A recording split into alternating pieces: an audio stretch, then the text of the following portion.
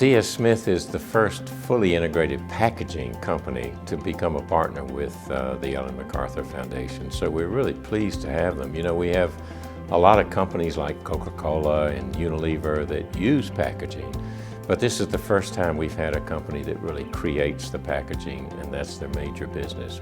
And so that makes them particularly well fit. Today, you know, we would argue that we've been in a linear economy for a very long time. So we take something out of the ground, we produce something with it, and then we throw it away.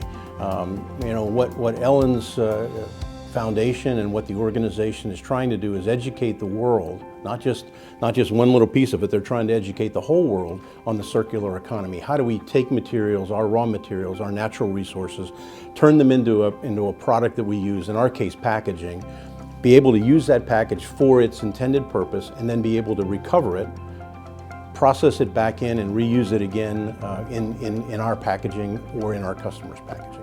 And that, by the way, as you think about the changing world, there's more dynamic around that circular economy today than there has ever been.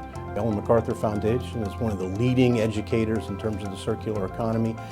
They're working very diligently across a wide spectrum of issues to try and raise awareness, bring real research, real science, good science, and apply it to our world today.